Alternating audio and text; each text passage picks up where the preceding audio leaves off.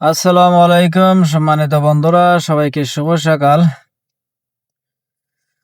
তো কাজে এসেছি, ডিউটিতে বের হয়েছি।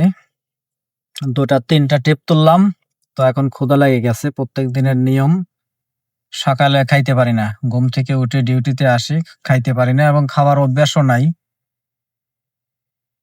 বিশেষ করে প্রবাসে এসে। তো এই ১০টা বাজলে প্রচুর ক্ষুধা লাগে। তো আসলাম খেতে। এটা হলো দুবাইয়ের আবু হেইল বা হরলান্সও অ্যাকচুয়ালি আবু হেইল এরিয়াটাই, তবে হরলান্সের মধ্যেই পড়ে। তো এটা তালাল মার্কেটের পাশে বাংলাদেশি রেস্টুরেন্ট আছে। এখানে নিয়মিতই আমি খিচুড়ি খাই আরকি। মাংস দিয়ে খিচুড়ি এবং সামান্য প্রাইস মাত্র 6 দিরহামে। তো আসলাম এবং আমার এক ফ্রেন্ডও আসতেছে। তো চাইলাম একটা ভিডিও বানাই। বর্তমানে এখানে এই এরিয়াটা হরলান্স বা আবু হেইল এরিয়াটা একসময় অনেক ক্রাউডেড ছিল। প্রচুর পরিমাণে এখানে লোক ছিল, বিশেষ করে পাকিস্তানি, বাংলাদেশী। তো এখন কমে গেছে, অনেক কমে গেছে। এখন আছে, তবে অনেক কম।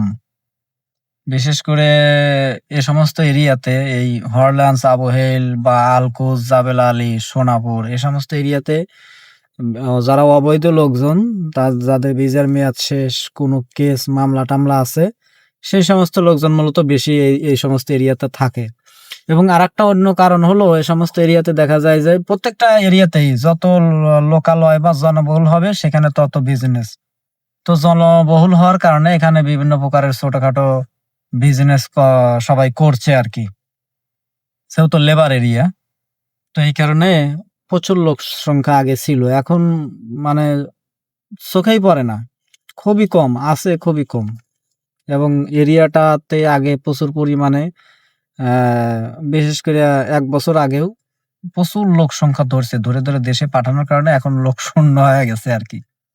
এবং এই এরিয়াটা একদম লোকালয়, গ্রামের মতন পুরাতন কাঁচরা বিল্ডিং। আমি যদি দেখাই একটু, এই যে একদম কাঁচরা বিল্ডিং আরকি। যদিও খুব সুন্দর দেখাচ্ছে, তবে এ সমস্ত অনেক পুরাতন বিল্ডিং আরকি। এবং এখন ইদানিং বিল্ডিং গুলো নতুন করতেছে। ওয়ান বাই ওয়ান ভাঙতেছে, ভেঙে নতুন বিল্ডিং তৈরি করছে।